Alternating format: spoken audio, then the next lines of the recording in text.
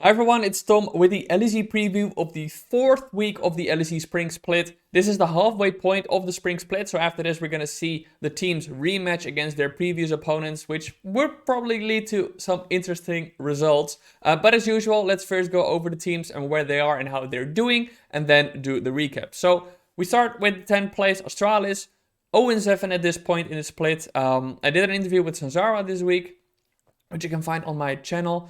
And yeah, he also seemed pretty down, pretty hopeless, and that is what I get from the games as well. Their lanes sometimes are okay.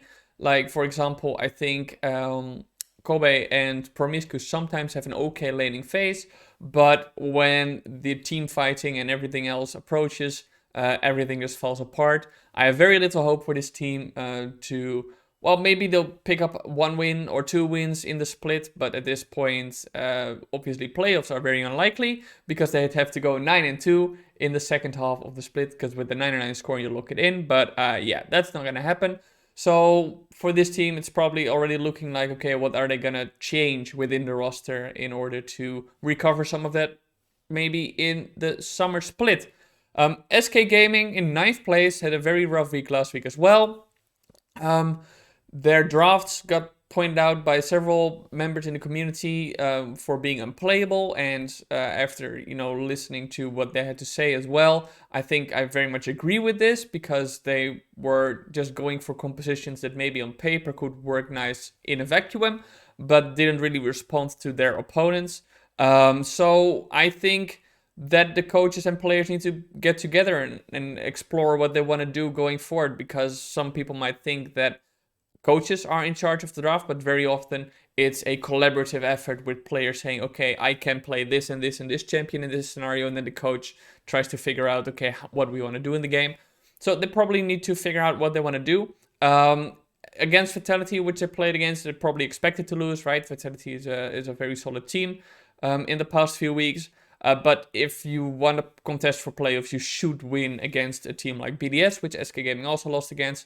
And it just seemed like SK Gaming didn't do very good preparation for that game, because the jungler of BDS, Synkrov, has a very telegraphed play at this point, where if he's on blue side, for example, he will always invade the top red side jungle. I think he is doing a lot of things very well, but I also think that if you study him a little bit, you can expect these kind of things a bit more. So lots to work on for SK Gaming, and but it seems pretty hopeless for this team as well, because they are at this point at a 1-6 score.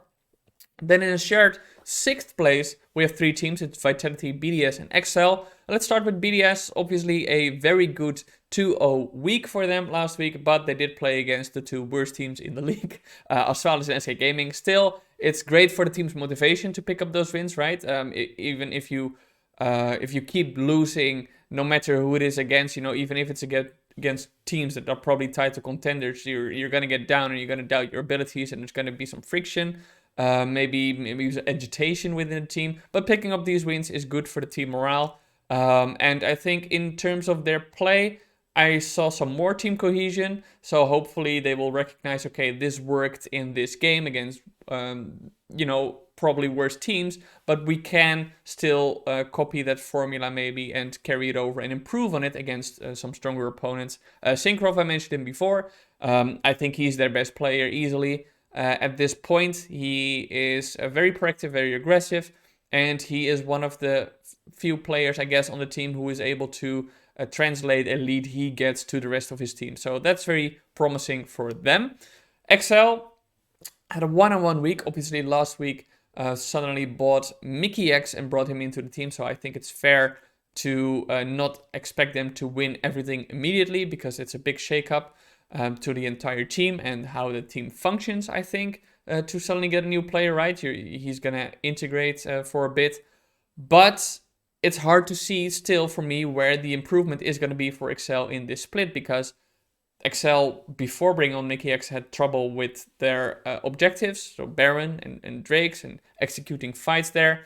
And I don't think Mickey is the player to fix that. He said himself, I think, on broadcast that he's not a very focal player, that he's more the easy guy who adapts to the rest, but the rest doesn't really know what to do. That's exactly what the problem was. So They are going to have to figure out who is going to take off that shot calling role and is going to lead the team. My guess would be that Nukeduck is the most seasoned player on that roster. So, I mean, he is, that's not a guess, he is the most seasoned player on that roster. So he would naturally fit into that role based on experience, but we'll see if that can work for them.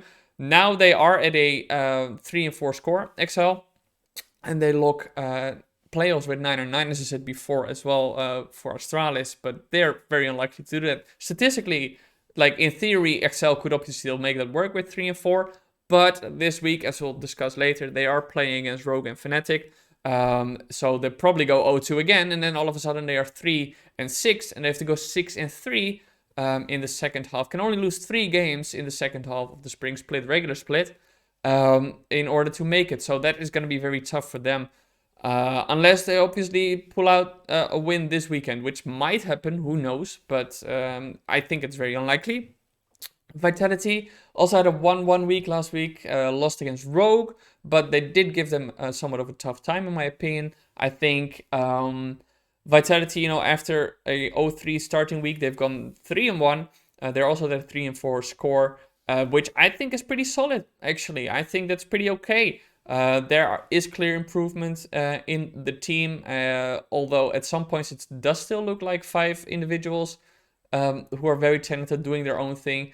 I think slowly but surely they are getting in sync more, and that is obviously a very promising prospect for a team with so many star players, because if they all manage to find that synergy, this team is an undisputed title contender, right? But then we go to 4th place. We have Mad Lions and Misfits. Misfits, they did lose against G2, but I think that they did almost pull a rabbit out of a hat. Like they almost pulled off a miracle because their early game was like 99% certain that they would lose the game, right? But then G2 kind of fumbled, and Misfits capitalized very well on that at the Elder Drake and managed to almost finish the game. Obviously, in the end, they did lose it because of Broken Blade and Flacket saved the day for G2 at the next defense. But I still think that it's good for Misfits that they have that tenacity and that they have that willpower, I guess, in order to pull out of such disadvantages. So they don't give up. They keep on fighting. They just need a bit more of the clutch factor, in my opinion. I guess the game that they played against Mad Lions was more what you would hope for Misfits, because I mean they ended up winning, but winning against a team like Mad Lions is obviously fantastic for them. So they are a serious playoffs contender at the moment. They are making great progress, and they are defying the expectations I had, because I thought that this team without any like seasoned player on it would fall apart because they would have no direction in their games, but they're actually playing very well. And also a props to Zlatan and Mersa for stepping up in that week 3. And I hope that they can do that as well in the coming week, because I wasn't too excited, especially about Mersa, but he was very impressive. So yeah, good progress from them.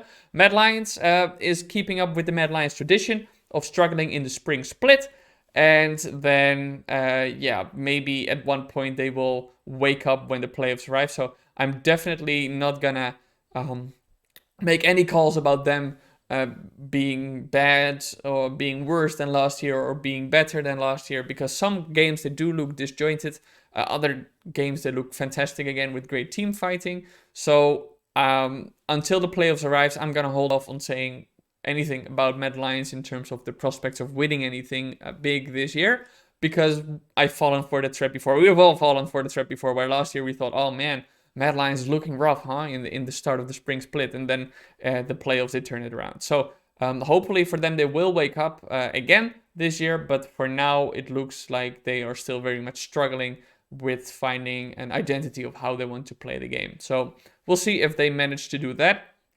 Then in a shared second spot, it's G2 and Fnatic, the old kings, back at a tight score. G2 had a 2-0 week, which was great for them, obviously, and great for the morale. But as I discussed earlier, their Misfits game was way closer than it should have been. They should have won that game very easily from the lead that they had, but then threw it. So that was a bit concerning. And I think that it mostly shows that within the team they don't have that leader yet to make that clutch call to close out the game. But that is something that can develop over time. Obviously, last year G2 struggled with that as well. Because Perks had left, Reckless came in, and Reckless wasn't the voice that Perks was, so they had to reallocate that, and Jankos tried to do some of that, but it ultimately didn't click as a team. So I'm not sure who is the designated shot caller now and who is picking up there, but it seems that that is something that they need to figure out. The game against Fnatic that G2 played was actually great. They showed the true potential of this G2 lineup, in my opinion.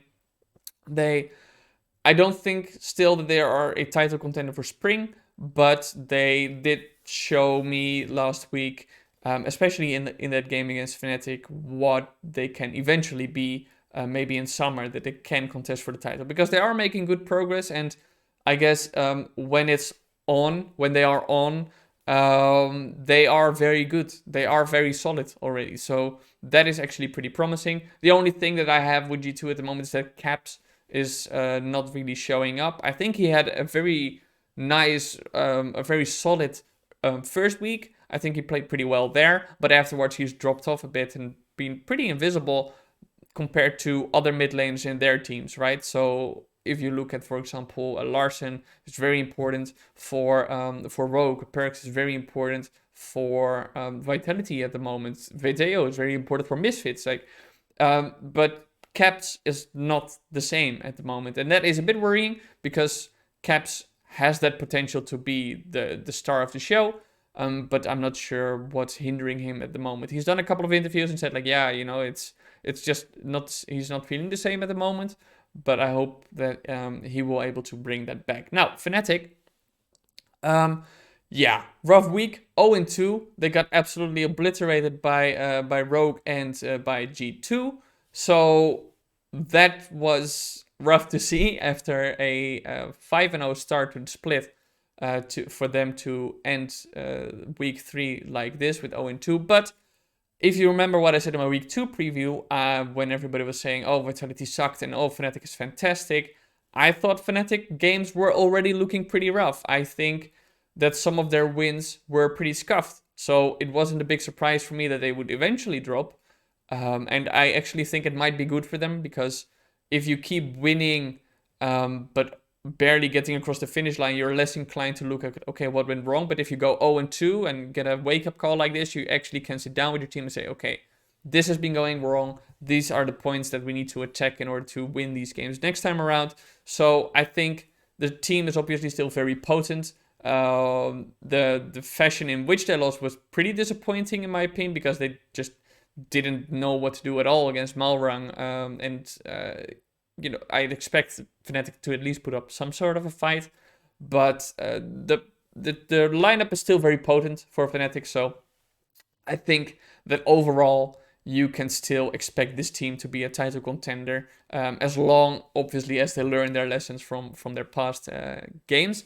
Then we get to Rogue, the undisputed best of one team in the LEC at the moment, undefeated yet, 7-0. And in the early weeks, obviously, they had a very easy schedule comparatively, but last week they won against Vitality and against Fnatic. What more do you need in order for them to be crowned best of one king at this point, right? It's just ridiculous. It is just ridiculous how good they are. They figured out the formula, as they have in past regular splits as well, and they play to it. They play to their strengths, and they play according to their formula. Now, the one thing that obviously everybody says, and rightfully so, is that, okay, but Rogue has done this before. Is that going to carry over to something like a playoffs where you play best of fives and the opponent can adapt to what you're playing and can counter you? And do you have the versatility then? And I think that Rogue should lose some games in order to get that same wake-up call I hope Fnatic had,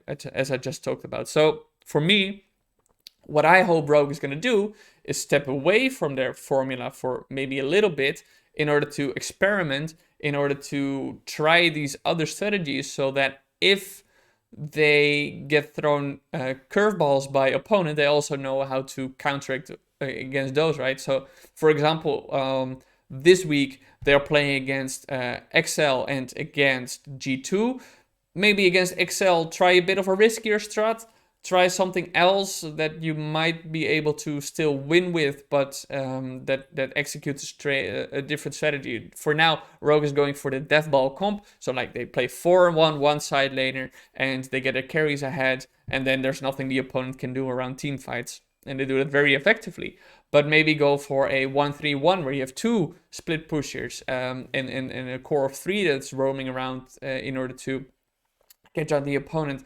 Just change things a little bit so you can see where your team stands with that. It is risky, and you might lose some on-stage games in the regular split, but try it against maybe weaker opponents to see how it feels, and then get hopefully a long-term payoff. So I hope to see Rogue that in the coming weeks, because they've fallen before when the best of fives arrived, right? They barely made it to Worlds last year when they beat Misfits 3-2. So that was rough. And obviously they choked in the finals of Spring last year. So it's I hope Rogue, now that they have some leeway, can allow themselves to do something like this. Anyway, let's get to the predictions of the upcoming weekend as usual. We kick off. There we go. We kick off with Astralis versus SK Gaming, the number 10 against the number 9. And I mean, you'd be a fool to bet in favor of Astralis at this point. So I think SK is going to win this, even though their draft last week was shit. I think that Astralis overall as a team is just so bad that it's hard to lose against them at this point. They don't know what to do, and SK at least at some point does know what to do. They just have to find a strategy to make it work for them, but I don't think it's going to be very difficult against Astralis. Then Rogue versus XL. As I said, I hope that Rogue is going to go for some riskier struts. I don't think they will, so I'm going to give this to Rogue because they know how to play to their team's strength very well. XL, they really need to pick up a win this week in order to keep that playoffs hope alive, in my opinion. But it's going to be tough against a team like Rogue, who knows exactly what to do. And XL, with a weakness of not setting up objectives very well, and Rogue having a composition that is just determined on getting the carries ahead so that in team fights they will completely obliterate the opponent. How is Rogue gonna lose this? In my opinion, it's the XL is gonna have to do some weird stuff in order to win this. It's possible, but I think Rogue's gonna win this pretty easily. Vitality versus Misfits. That's gonna be an interesting one in my opinion, because Perks against Viteo is something I'm looking forward to, actually. In a PGL, Perks talked a bit about Viteo, and he said, like, I mean, he's probably very good, but he wanted to play against him to see where exactly, how they stack up against one another.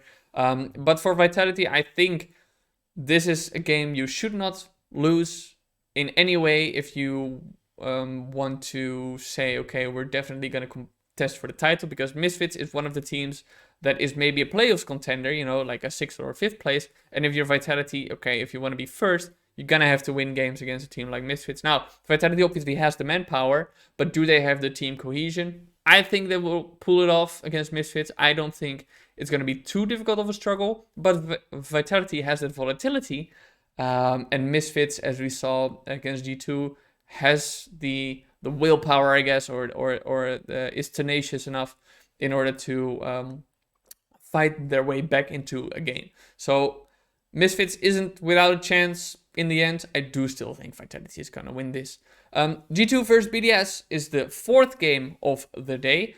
And obviously a fun rematch or whatever. Not really a rematch, but a match between Grabs and his former team. So that's fun. But I don't think that he is going to be able to do very much against G2. G2 overall as a team is operating better than BDS at the moment, has better players overall at the moment, especially I think the bot lane of G2 is far ahead of the one of BDS. In the mid lane, you have Nuclear Int against Caps, which normally, you know, if you go back 2 years, you would say, okay, Caps is going to completely demolish the guy, but I still think that at this point, Caps is slightly better than Nuclear Int. I don't think the difference is that big, so maybe Nuclear Int can get an advantage there. But then you look at the top side and you have Broken Blade, who is a very incredible top laner, against Adam, who's very volatile.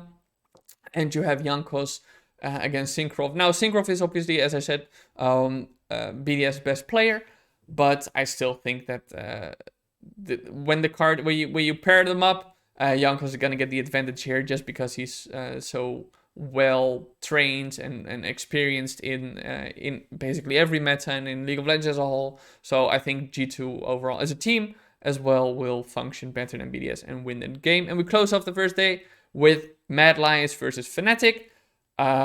Yeah, this is a coin flip to me, because if Mad Lions is gonna show up in the cohesive way that they have a few times this split, then I think they're gonna win against Fnatic.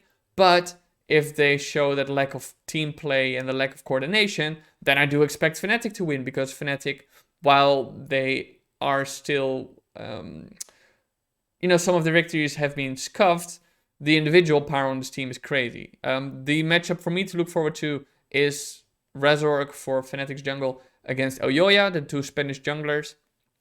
I think Oyoya is a far better jungler than Razork at the moment. Razork seems to be struggling, but I think that is going to be a determining factor if Razork wakes up and is able to get, for example, his top lane ahead, or is able to get Humanoid in a comfortable position where he can consistently find advantages against Reeker. I think Fnatic is going to win this. Overall, I would say I think Fnatic is going to win this, but it's maybe like a 55% against a 45%. So it's very, very close, but I have to make a call on these, right? I force myself to do so. So I think Fnatic is going to win that one. And then we go to Saturday, and we have SK versus Misfits as the first match.